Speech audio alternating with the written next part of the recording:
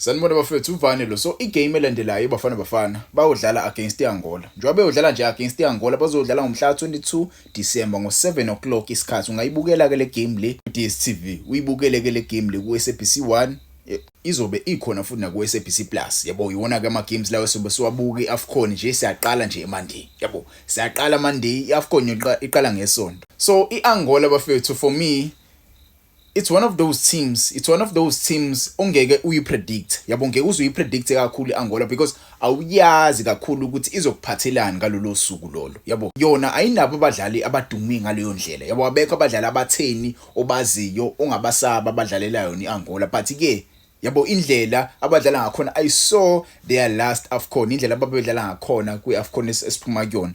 Bona bayalazi ibhola, bona bayakwazi ukuthi badlale. Kodwa ke against Bafana Bafana right now they are a different team. They are not the same team eyidlala kule AFCON yaqala. Yabo this is a different Bafana, so awazi ukuthi uzo expectani ngempela. So I saw ukuthi Bafana inongezana benombokazi. Ngezana bafethu siyamazi kumjito udlala le. Yabo udlala le Europe mase kuthi umbokazi naye udlala le eUSA. Bawu2 mina bajida. I think ibona abantu abazokwazi ukuyigadi Bafana emuva. Ibona abadlali bawu2 abakumele bayiqala imatch.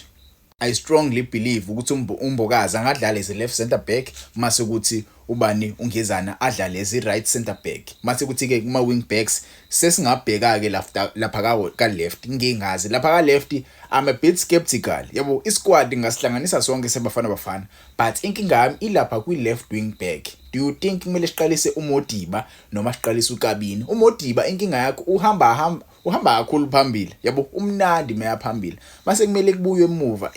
Yabo samdinga umuntu ozokwazi ukubuya emuva njengoKabini. uKabini phela vele wayi center back kuTS Galaxy. So yamdinga umdlalo njengoKabini mfethu umjito ozokwazi ukuthi akugadele lapha emuva because iAngola inabadlali abafast, inabadlali abagijimayo. Yabo kumele sazi ukuthi sinabadlali emuva bazokwazi usikhavela. Yabo because mina ngokwami indlela abayoshaya ngayo iAngola bayoshaya ngama wingers abo. Yabo sebenzisa lama wingers abo agijimayo. Bane striker ke escorayo phambili. Yabo striker sabusangikhohle leli gama lesa striker lesa. Masubheke nje ama games abadlalile. Ama games abadlalile ama international friendlies, they played against Mozambique bayishaya ngo-4-1.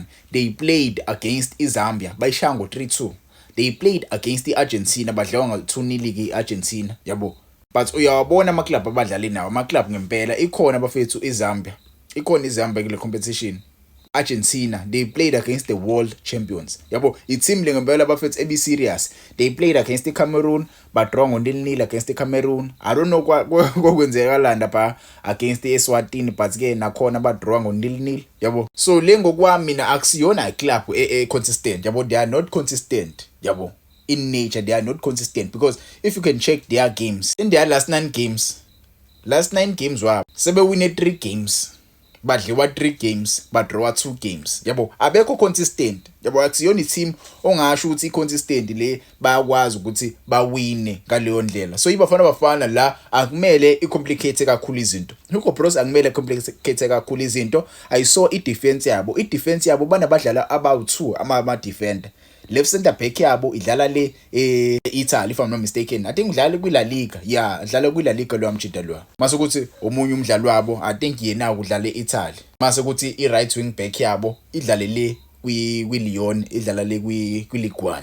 So i-defense yabo ine-experience kakhulu i-defense yabo. So I wouldn't take them lightly. So siyamdinga umdlalo njengoMakgopa phambili. Maybe ke you can make your case regarding uLyle Foster but ngiyakhala ngale striking department. Yabo mina ngokwami athi uMakgopa kumele aqale ama games ale AFCON. Kumele awaqala ama games and kule game le kumele ayiqale le game le uMakgopa.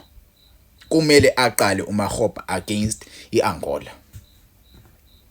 Ngangitshela kuma comments ufuna uqale baba but for me I think uMakgopa kumele ayiqale le game le. Yabo but ke when it comes to his score prediction I see Bafana la iwina ngo-3-1. Yabo I see us conceding igoal mhlambe lekhona. Yabo but ke I see us winning against iAngola ngo-3-1. And mase uyibheke igroup yethu bafethu ayikho nzima leyo ndlela. Yabo Bafana inayo i-chance eningi ukuthi ithope le group le.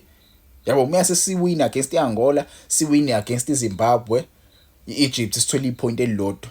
lapho sinalo ithuba lokuthi siyithophe le group le sikwazi ukuthi sithole ama-team alula.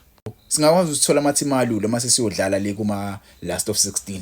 But-ke wena ukangitshela wena ngokwakho, do you have hope regarding le squad lesi sifikile bafethu? Baningi abadlali abafikile abashisayo, sibabonile oShandre Campbell bakhona bafethu, sibabonile oSithole bahlanganile